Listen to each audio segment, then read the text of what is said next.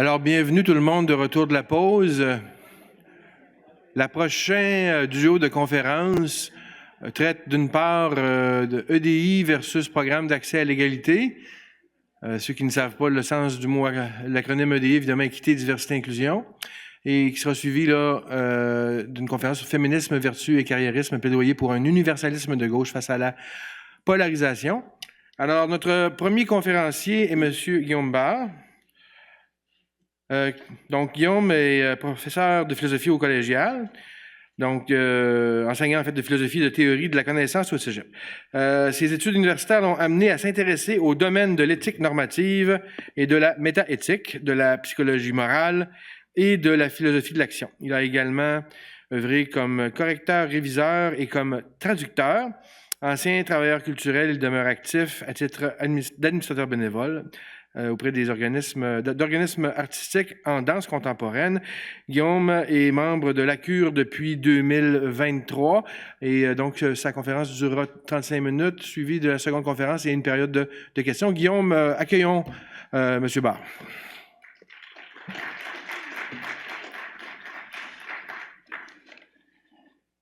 Bonjour tout le monde, merci d'être là.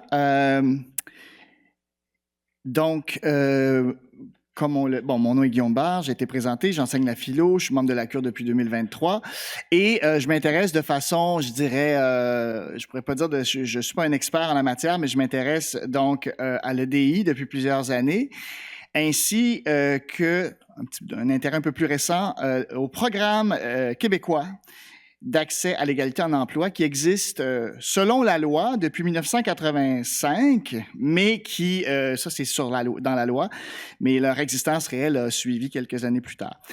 Donc, je vais présenter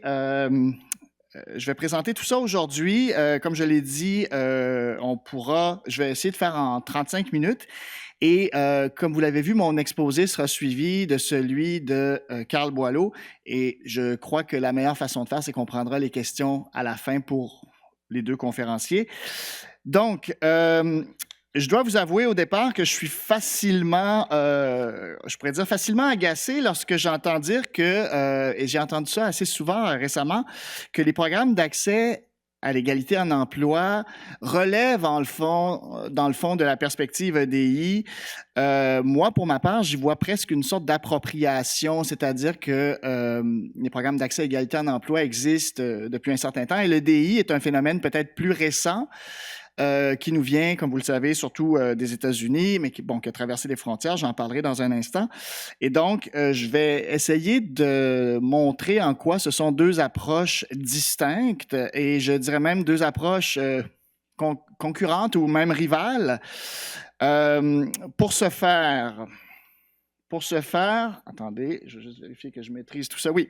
Donc, pour ce faire, je vais d'abord tenter de décrire sommairement l'EDI, pour ensuite décrire tout aussi sommairement les programmes d'accès à l'égalité en emploi du Québec.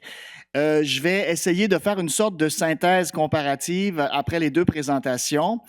Et puis, je vais terminer avec une perspective, un autre duel, si on veut, qui sera cette fois-ci la perspective universaliste pour faire honneur à un des thèmes chers à l'association et la perspective rivale, qui serait la perspective différentialiste.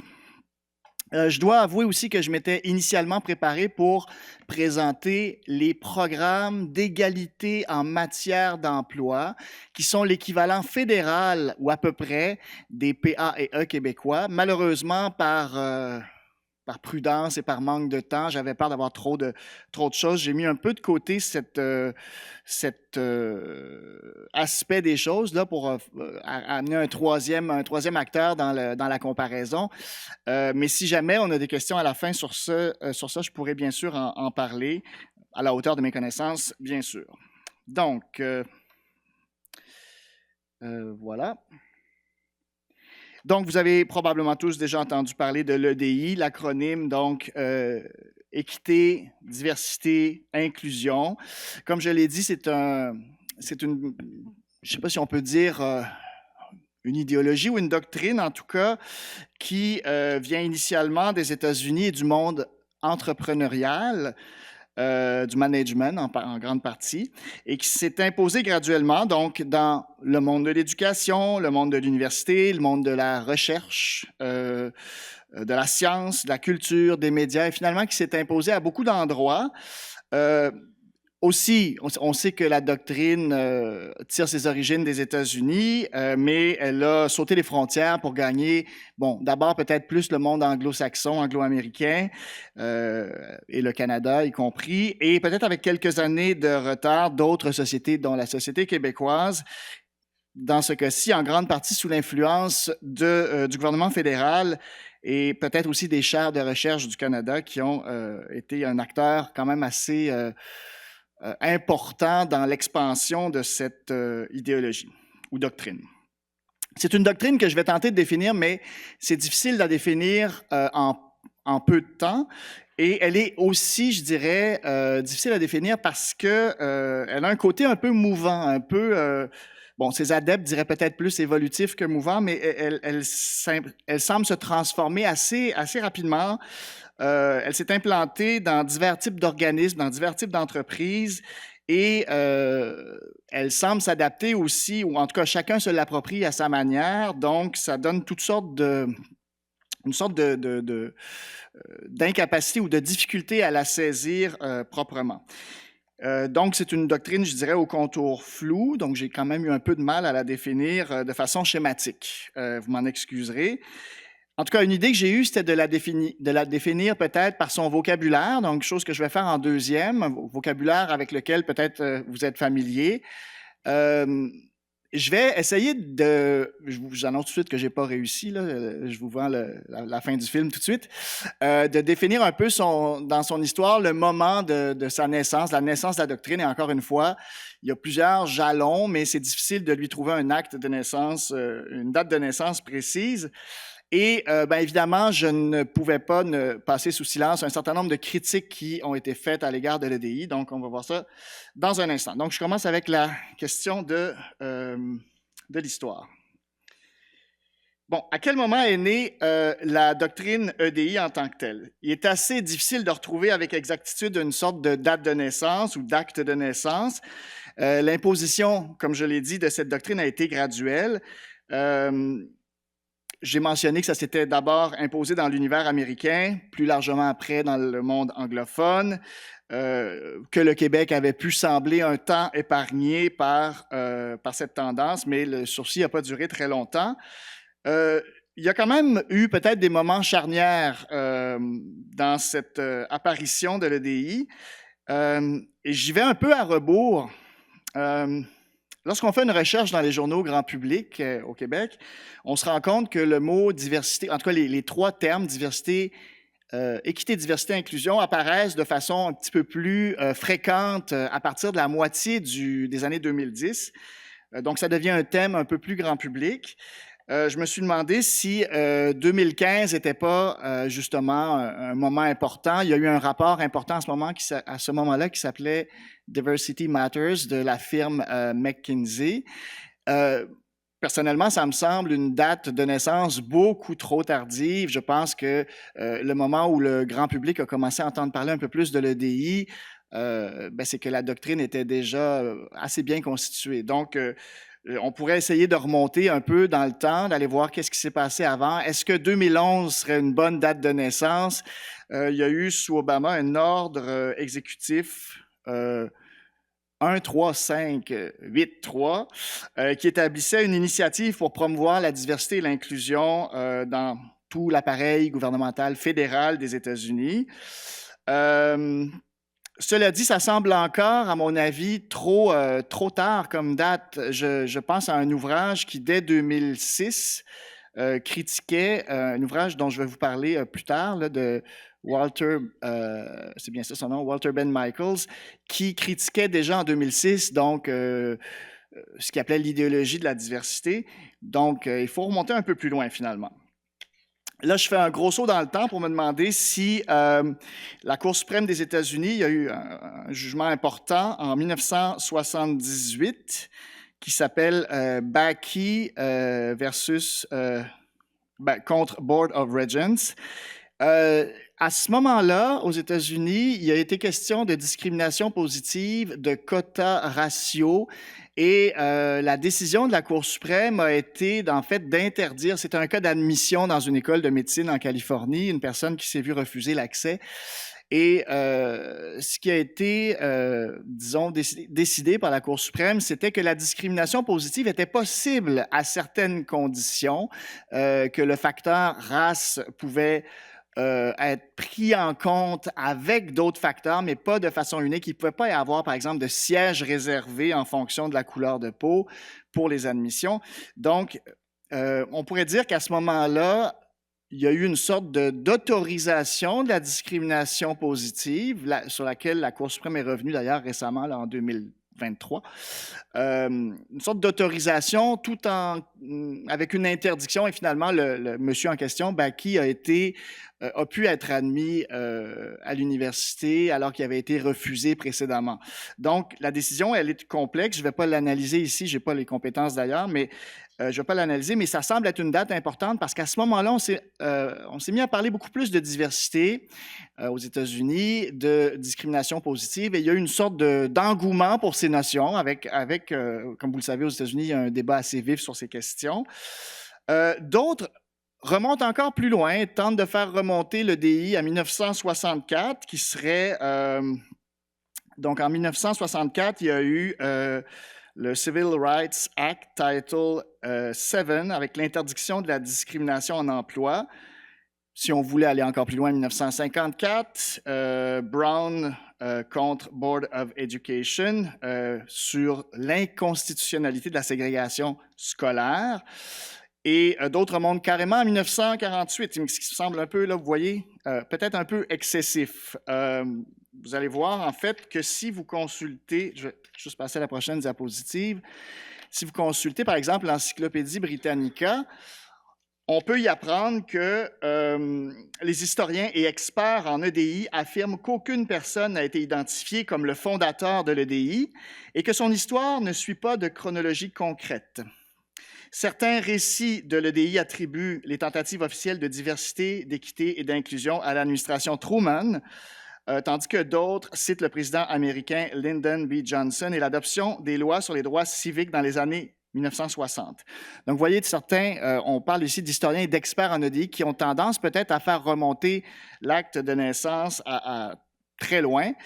Moi, il me semble exagéré de penser que toutes les formes de lutte contre la discrimination ou en faveur de l'égalité des chances ou en faveur des droits de la personne puissent être comme ça associées à l'EDI. À ce compte-là, on ferait remonter l'EDI à Aristote, hein, qui nous a parlé quand même d'équité, qui a tenté de définir le sens du mot équité. Donc, plus raisonnablement, je pense qu'on pourrait tenter, et c'est une hypothèse, là, de faire remonter peut-être l'EDI à la fin des années 90, mais comme je vous l'ai dit, c'est graduel, on n'arrive pas facilement à mettre une date officielle sur le moment où cette doctrine-là s'est vraiment constituée ou consolidée de façon plus concrète. Alors, en 2019, Pamela Newkirk, qui a écrit donc sur le sujet de la diversité, elle aussi, notait que dès 2003, il y avait un certain nombre il y avait une sorte d'industrie déjà constituée. Elle cite un autre professeur. Donc, elle écrit, en 2019, elle écrit en 2003, le professeur Thomas Cochan du MIT a noté que les entreprises dépensaient environ 8 milliards de dollars par an pour les efforts de diversité. Mais depuis la première élection de Trump, donc elle écrit ça en 2019, depuis la première élection de Trump et avec l'émergence de mouvements comme MeToo et Black Lives Matter, l'industrie a explosé. Donc, on voit là déjà, en prenant la date de 2003, qu'il y avait déjà une sorte d'industrie. Donc, j'aurais tendance à penser que peut-être les années 90 seraient, de façon très approximative, là, un moment où on pourrait fixer une sorte disons, d'apparition graduelle, bien sûr. Voilà. Petit détour maintenant par le vocabulaire. Vous connaissez donc les termes équité, diversité, inclusion, sur lesquels je vais revenir, mais l'EDI s'appuie beaucoup, si vous consultez des documents à propos de l'EDI, s'appuie beaucoup sur d'autres notions ou d'autres concepts qui, attention, souvent vont préexister à l'EDI. Okay? Des fois, c'est des notions qui sont là depuis longtemps, comme la discrimination positive. Donc, il y a certes un vocabulaire qui est mobilisé par l'EDI, mais qui n'est pas forcément né dans le creuset là, de l'EDI. Mais commençons par les termes équité, diversité, inclusion, qui sont donc centraux. Là, je n'ai pas le texte à l'écran, mais je vais quand même vous lire. Là, je me suis appuyé cette fois-ci sur les chaires de recherche du Canada qui ont mis en place beaucoup de contraintes EDI. Alors, pour ce qui est de l'équité, elle est définie donc par les chaires de recherche du Canada comme l'équité comme quelque chose qui consiste à éliminer les obstacles et les préjugés systémiques afin que les personnes, quelle que soit leur identité, soient traitées de manière juste, afin que tous et toutes jouissent du même accès aux ressources et en tirent les mêmes avantages. La diversité, pour sa part, se définit par les différences en matière de race, de couleur, de lieu d'origine, de religion, de statut d'immigrant ou de nouvel arrivant, d'origine ethnique, d'aptitude, de sexe, d'orientation sexuelle, d'identité de genre, d'expression de genre et d'âge. Et enfin, l'inclusion, toujours selon les chaires de recherche du Canada. L'inclusion désigne la pratique visant à assurer que toutes les personnes sont valorisées et respectées pour leur contribution et qu'elles sont également soutenues. Mais aussi, on a ce vocabulaire qui vient s'ajouter, donc la discrimination positive, affirmative action en anglais, comme je l'ai dit, qui a suscité donc un intérêt grandissant à partir d'au moins 1978. L'intersectionnalité, une universitaire, je crois, du nom de Kimberly Crenshaw, a théorisé cette notion-là en 91. C'est une notion... c'est une notion qui nous parle du cumul possible des oppressions. L'idée que si on se retrouve, mettons, de la même façon qu'une personne qui sera à l'intersection de deux avenues a plus de chances, plus de risques plutôt de se faire frapper par un bus, c'est un peu la même chose pour les oppressions. Il y aura un cumul des oppressions faisant que si, par exemple, quelqu'un est à la fois femme et noir, il y a peut-être un cumul d'oppression ou de discrimination possible. L'idée n'est pas du tout problématique, en fait. Elle est même peut-être un peu banale dans la mesure où elle peut sembler une évidence. Là où ça peut devenir, et là je rentre un petit peu déjà dans les critiques, là où ça peut devenir davantage un problème, c'est que si on en fait le fondement normatif là, d'une théorie, voire l'unique fondement d'une théorie, on pourrait se retrouver, selon la critique, à hiérarchiser les oppressions ou le nombre d'oppressions, à les faire compétitionner entre elles. Et il serait difficile par la suite sur un sol fragmenté comme ça, là, par la multiplicité des oppressions et la concurrence des oppressions, sur ce sol fragmenté, de faire reposer, disons, des efforts d'émancipation plus globaux. Bon, discrimination systémique, racisme systémique, obstacle systémique. Là-dessus, je sais que la notion de discrimination systémique est reconnue juridiquement, mais pas celle de racisme systémique. Yannick Lacroix, à mon avis, serait probablement la personne qui pourrait le mieux répondre à ces distinctions, à ces questions sur ces distinctions. Mais toujours est-il, comme dans une des définitions, j'en ai parlé, la notion d'obstacle systémique revient beaucoup. Les biens conscients, biens implicites et les implicit association tests, la question des biais implicites et des tests pour déceler ces biais implicites.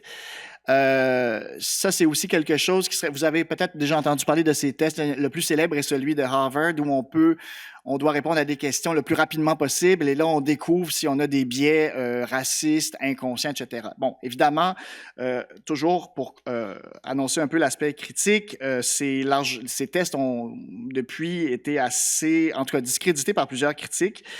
Microagression, quelques-uns d'entre nous en ont discuté ce matin.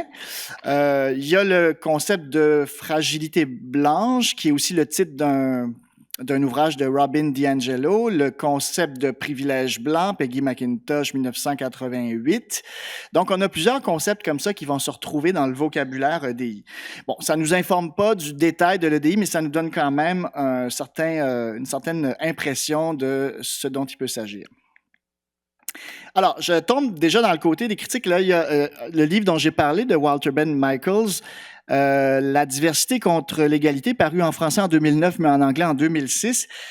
Alors, c'est une critique quand même importante. Ce que Ben Michaels fait ici, c'est nous dire que les politiques de la diversité qui prétendent faire œuvre utile en matière de lutte contre l'inégalité font finalement fausse route. Et pire encore, selon lui, ce seraient des politiques qui consoliderait le problème presque plutôt que de le combattre, notamment, donc un côté contre-productif, notamment parce qu'elle n'aborde pas l'éléphant dans la pièce qui est les injustices ou les écarts économiques. Donc, pour lui, qui se situe clairement à gauche, pour lui, les politiques de la diversité font fausse route et, c'est ça, oublient de traiter la question des inégalités économiques qui est la plus importante à ses yeux, la plus persistante.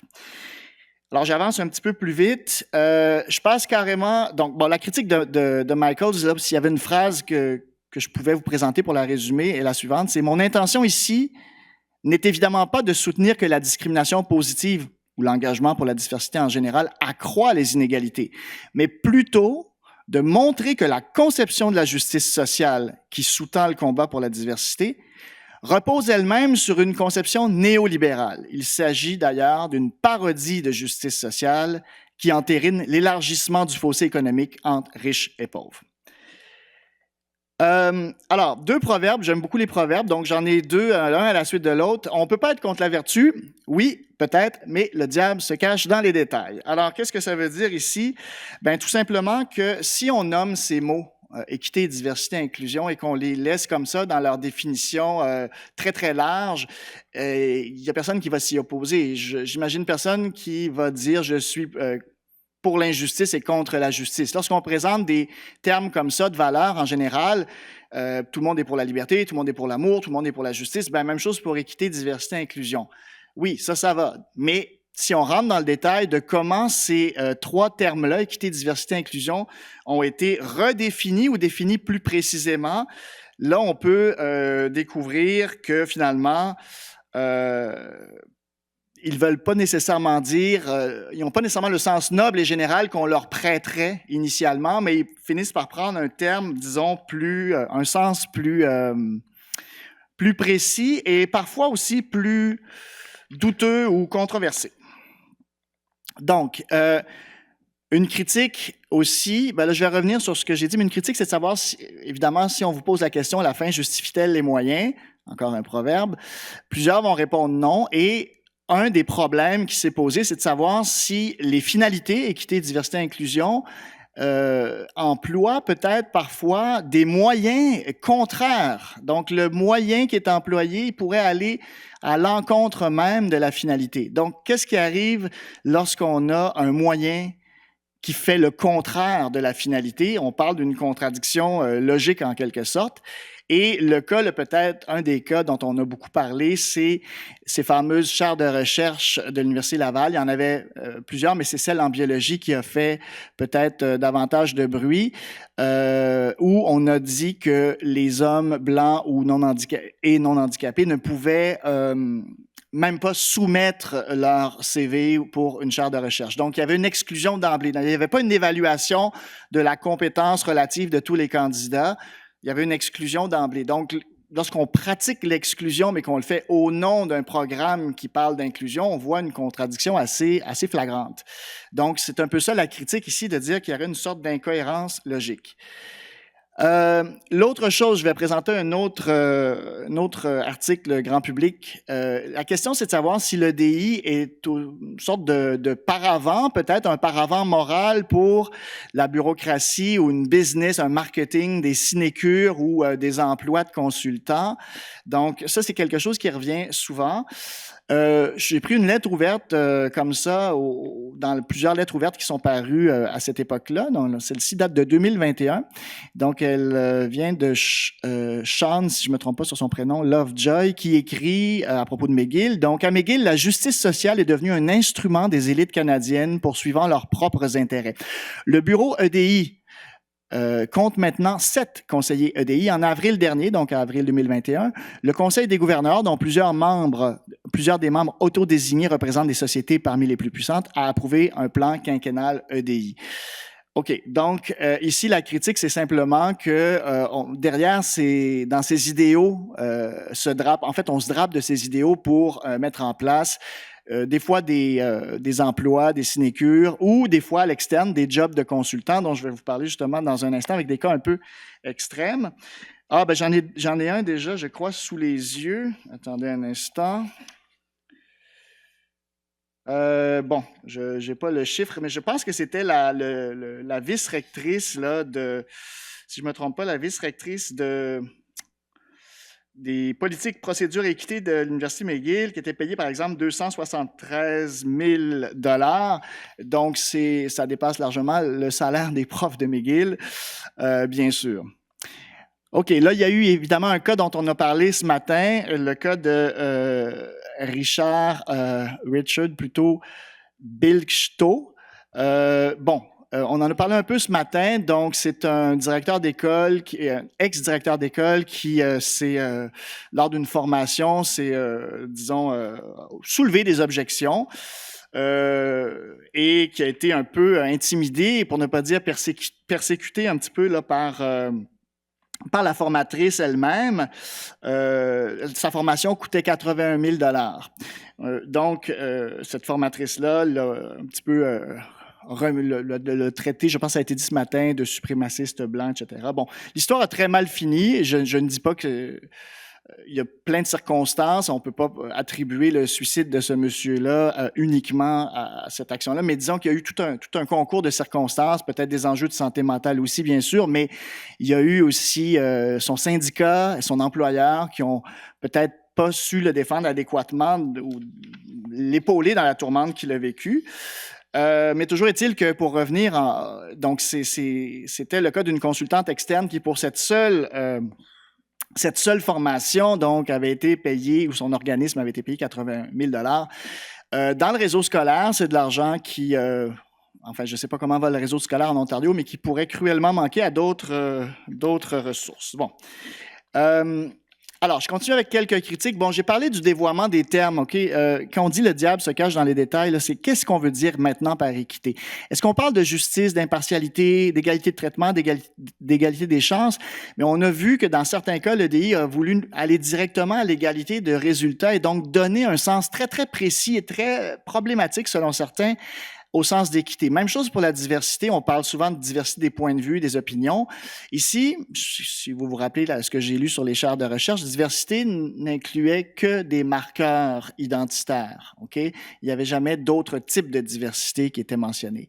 L'inclusion pourrait être définie comme le fait d'être accueilli, un sentiment d'appartenance, des efforts d'intégration mutuelle de part et d'autre, des approches interculturelles ou peut-être des approches multiculturelles. Donc, ces termes-là ont fini par prendre dans le vocabulaire EDI des sens précis et c'est toujours ça le problème, c'est que lorsqu'on les critique, on nous dit « Ah, mais vous êtes contre la vertu », mais pas forcément, parce que c'est peut-être un sens précis qu'on critique.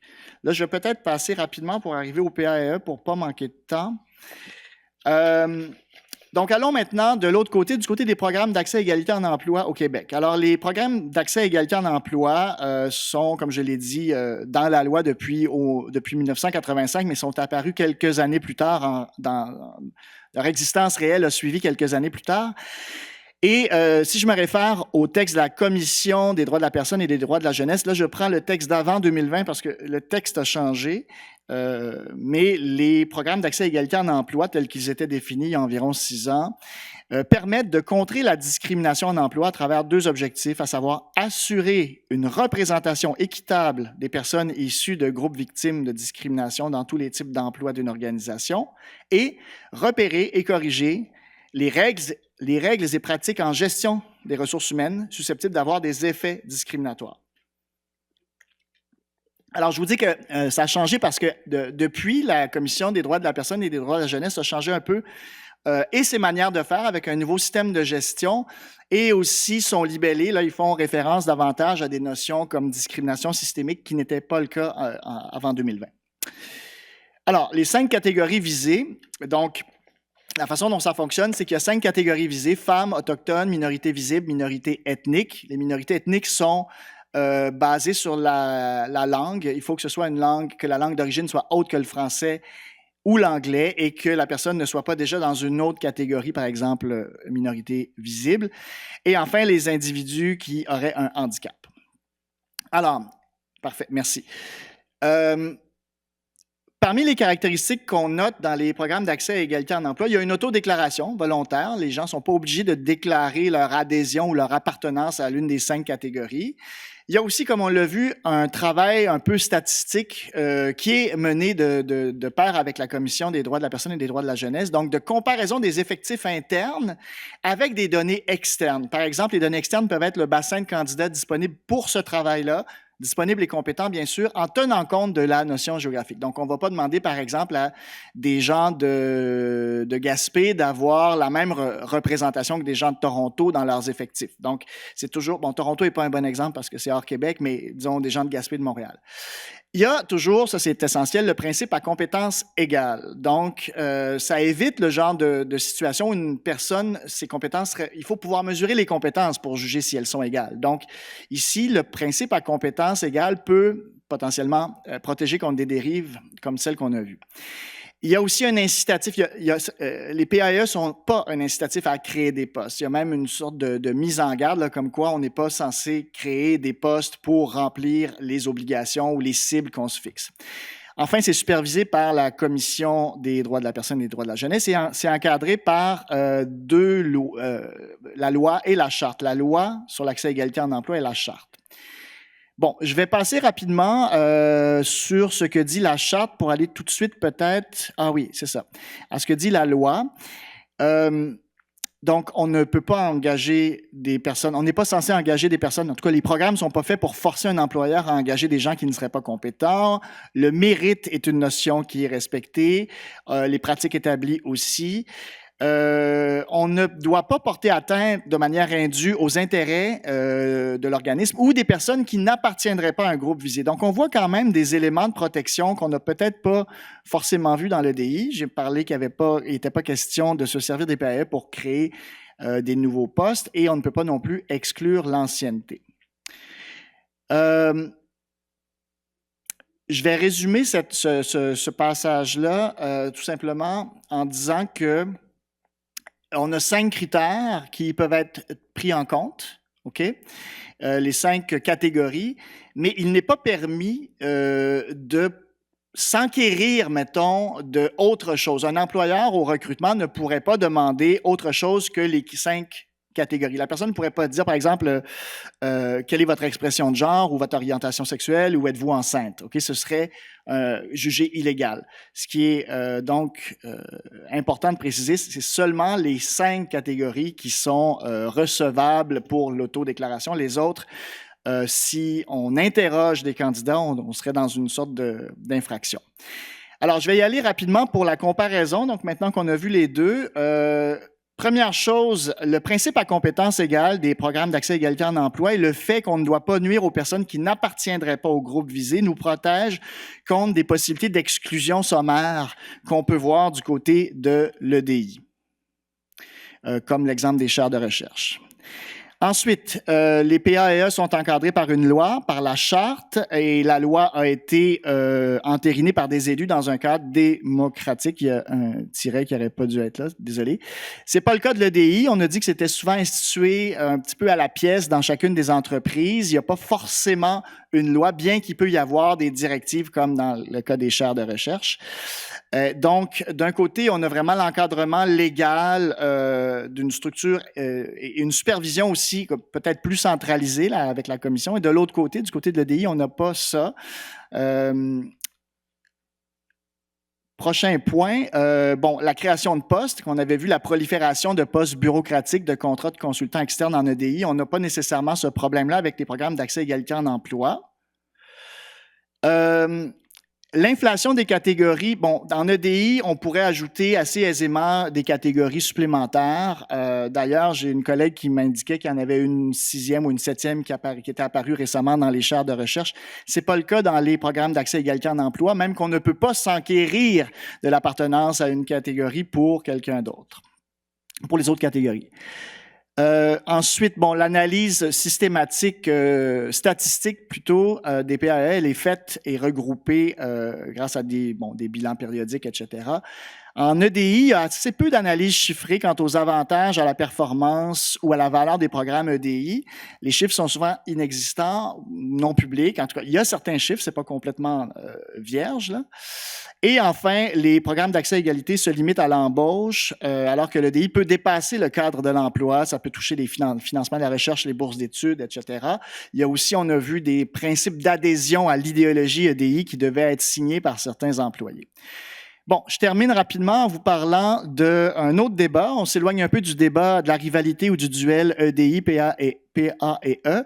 On va regarder qu'en est-il du droit à l'indifférence prôné par la perspective universaliste, pour rejoindre un peu le thème de l'association. Donc, je vais parler rapidement, je vais citer Caroline Fourest et Florian Gully. Commençons avec Caroline Fourest. Elle nous dit: l'avancée ou le recul de l'universalisme dépend de la façon dont on lutte contre les discriminations. Les préjugés dressent des frontières mentales qui empêchent de considérer l'autre comme un semblable. La colonisation, l'esclavage, l'apartheid, la ségrégation ou la Shoah incarnent, chacun à leur manière, des moments paradigmatiques où la différence a permis de déshumaniser pour mieux opprimer. Méditer cette histoire est nécessaire. Mais à force de regarder vers le passé, on pourrait finir par croire que les pays du Nord sont les plus intolérants. C'est tout le contraire. Ce sont ceux où la réflexion sur le racisme et la discrimination est la plus avancée. Elle poursuit. Au sein des pays où la réflexion est la plus avancée, le débat est vif pour savoir quel chemin emprunter. Faut-il opter pour un raccourci comme la discrimination positive, au risque de faire passer les minorités que l'on souhaite aider pour des privilégiés? Faut-il travailler en profondeur les mentalités et laisser le temps au temps, au risque de ne jamais avancer? Il existe une vraie divergence entre l'approche pragmatique, anglo-saxonne, consistant à entériner l'existence des catégories différentes pour les traiter équitablement, et l'approche plus idéaliste, française, consistant à refuser de cataloguer les citoyens en fonction de leurs différences dans l'espoir de faire reculer les préjugés. Donc, on a une approche basée sur le droit à la différence, une autre basée sur le droit à l'indifférence. Caroline Fourest précise que les approches n'ont rien de totalement étanche. Chaque pays hésite entre l'une et l'autre posture. OK, on me fait signe que mon temps est terminé. Je vais peut-être essayer de conclure en à peu près 30 secondes maximum. Donc elle, Caroline Fourest, juge que le droit à la différence a un effet pervers parce qu'elle peut reconduire les catégories que l'on a cherché à éviter. Donc, je passe un peu plus rapidement. Le droit à l'indifférence éviterait ces écueils et surtout, elle nous parle du droit à l'indifférence au niveau de la politique. C'est-à-dire que dans une politique institutionnelle, juridique ou autre, il est important ça fait un peu un lien avec le daltonisme racial, c'est-à-dire il est important de ne pas reprendre des catégories qui sont celles précisément qui auraient mené à la discrimination. Donc, il y avait un certain nombre d'objections que j'aurais voulu présenter. Je n'aurai pas le temps de les présenter. Je voulais montrer le droit à l'indifférence, comme vous l'avez compris, est davantage universaliste, alors que le droit à la différence est davantage différentialiste. Je voulais montrer les reproches les plus fréquents faits au droit à l'indifférence et à l'universalisme. Je vais peut-être les passer simplement pour vous lire la dernière citation. C'est que lorsqu'on accuse l'universel d'être un masque pour l'Europe, pour l'homme blanc, etc., Florian Gully dit « Attention, vous faites face à un faux universel ici. L'universel est accusé d'être aveugle aux minorités. » C'est la critique qu'on lui fait. L'universalisme est alors pensé comme une forme de racisme, comme la superstructure de la domination coloniale et de ses continuités postcoloniales. La critique de l'universalisme est critique des droits de l'homme comme masque de la domination blanche, comme forme d'ethnocentrisme. L'universalisme serait le nom respectable de la colonisation et de l'impérialisme, et il est vrai qu'on ne compte plus les interventions militaires justifiées par des valeurs universelles. Mais, nous répond-il, on remarquera alors que, en toute rigueur, la critique vise non pas l'universel, mais un faux universel, une prétention injustifiée à l'universalité. un particulier déguisé en universel. Dans ce cas, il est faux de dire que l'universel opprime le particulier. C'est bien plutôt un particulier se dotant des atours de l'universel qui opprime un autre particulier. Alors, pour terminer, je voulais juste vous convaincre, je ne sais pas si j'ai réussi, que les PAE et l'EDI étaient différents. Et je dirais que les PAE sont peut-être plus proches d'une vision du droit à l'indifférence, même ils hésitent entre les deux approches. Mais l'EDI, clairement, est fortement différentialiste et, en ce sens, les critiques qui peuvent lui être faites méritent, je pense, d'être réfléchies et méritent aussi qu'on distingue clairement EDI et PAE. Je ne prends pas plus de temps, j'ai déjà abusé. Je vous remercie.